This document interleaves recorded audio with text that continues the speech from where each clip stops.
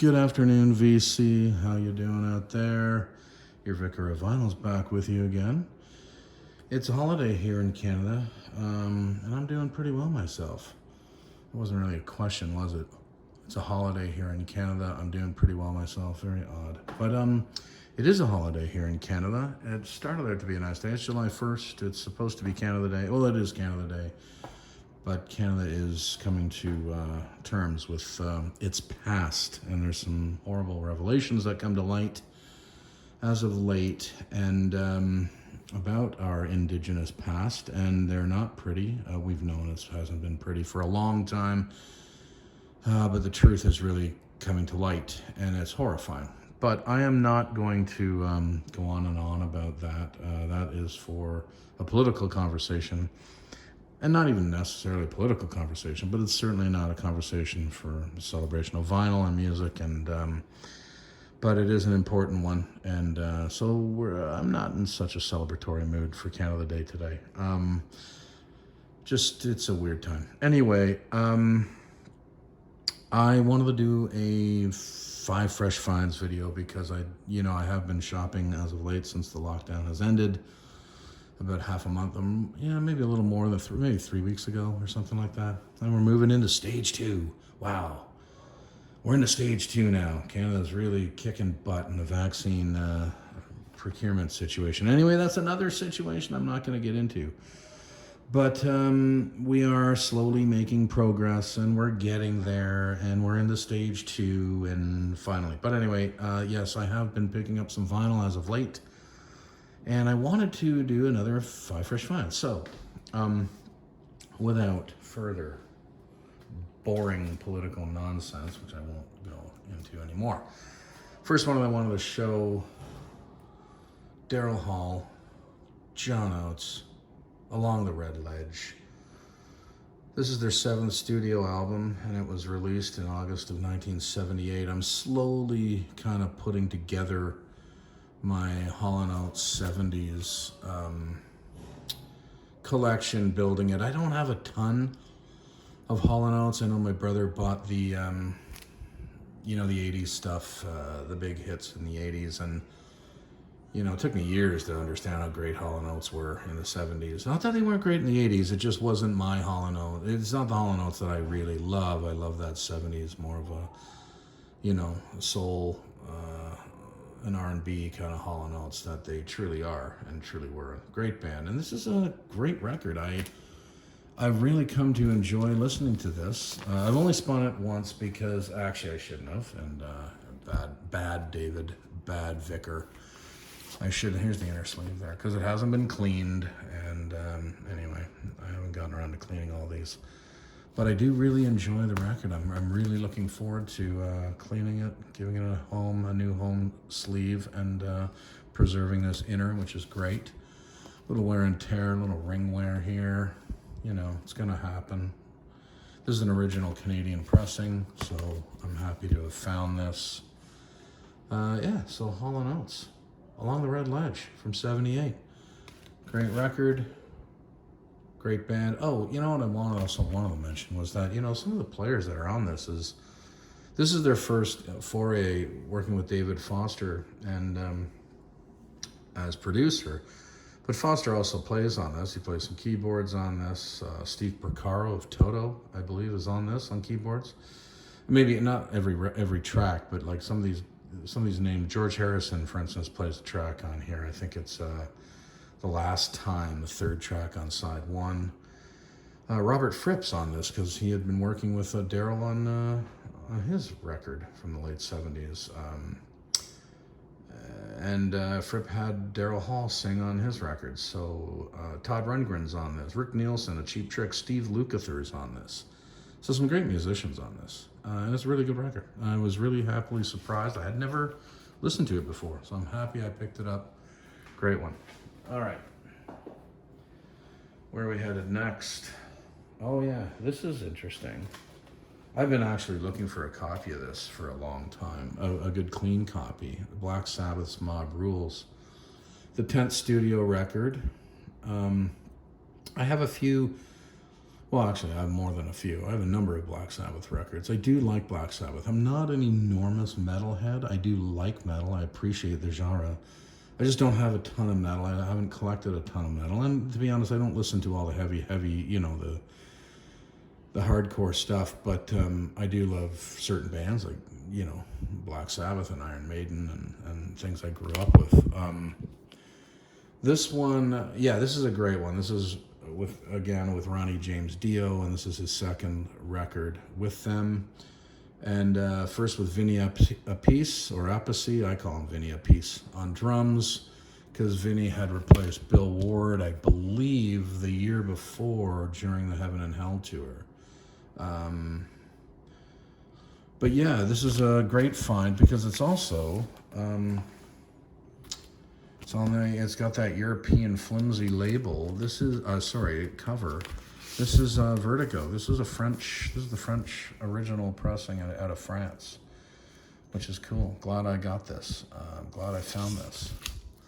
I haven't spun it yet because yes, it is unlike the Daryl Hall where I did spin the Hall & Oates, but needs a cleaning. And really happy to have found a nice clean copy of Mob Rules. So it's the second one. Sorry, I'm bending down, putting the records down by my feet. Yes. English Settlement by XTC, February 1982. Great record. This is their fifth. I'm a sucker for all things XTC. Always have been. Love the band. I just haven't been able to find this one. I'm going to pull it out of the sleeve there. I hate the top loaders. Are you like me? I don't like the top loaders. I'm not a fan of that because I'd like to put them in this outer sleeves like this, so I don't want this as the opening. I want it, anyway, it's a minor annoying thing, but I do not. Let me know if you dislike or like the top loaders. Original inner sleeve, happy about that as well. The Boys, of course, the big hit off this Sense is Working Overtime, but it's so much more, this record, than that track. It's front to back, chock full of great ones. Original Canadian pressing on Virgin, both sides listed here, and on the other side of this, gently turn that over, just the logo of the artwork of the album. Great record. Glad I found this copy, and it wasn't too expensive either. That was a happy surprise. I think I only paid about $12 or $15 for this. That's pretty good. That's really good with the original inner sleeve, and the record's in great shape. So there's the third one. Okay. Oh yes, another beauty. The fourth find of that day anyway. Elvis Costello's King of America, February 1986. I had been looking for this one. I love Costello. And I just hadn't found this one. I never had it back in the day. I wish I did. I wish I had this one. I really like this record quite a bit. Let me see. This is an original Canadian pressing again. Let's see, it does come with the original inner. There it is there. But, sorry, I'm not even in frame. The original inner there. Other side. But the record comes, separate. They just put it in its own sleeve of the Cops records. I believe I got it at Cops on the Danforth, but very pleased to have found this. Great record. T-Bone Burnett's on this, I believe. On guitar, on at least some of it. Mickey Curry on drums. Jerry Sheff on bass. Tom Walk on electric guitar. Mitchell Froome on Hammond organ and keyboards. Great record. Love it. Okay. Oh, and this is a record store day find. I didn't go out on record store day, but this is one of the ones I picked up afterward, the Monk Palo Alto, the Custodian mix. Absolutely fabulous sounding, considering it was literally a janitor's recording. I mean, it sounds really, really good. I've spun it once, really like it. What I really dig about it too, and just pull it out of the sleeve here. Well, first, I love the picture of Monk there. That's beautiful. That's wonderful. Someone below the stage at the high school grabbed this. But the inner, the goodies inside are pretty cool. It's got the, replica program that the school would have put together on the day, for the day, the jazz workshop. Yeah, I love it. It's just, I love what they did on the second last page here, where they did, you know how you do this in school yearbooks, or whoever, little small companies that, fund it. School supplies here by Peninsula Scientific, 2185 Park Boulevard, Palo Alto. Everly's hardware store. This is just, I love it. I love having this. So that was great. And then there's a little, comes with a little booklet as well. Monk, Palo Alto, right there. Another great shot of the master in work. Recorded in '68. Just released for Record Store Day. Oh, that's so fabulous. Yeah, a great record. Really, I'm going to be enjoying this one for years, and I know that. I love Thelonious.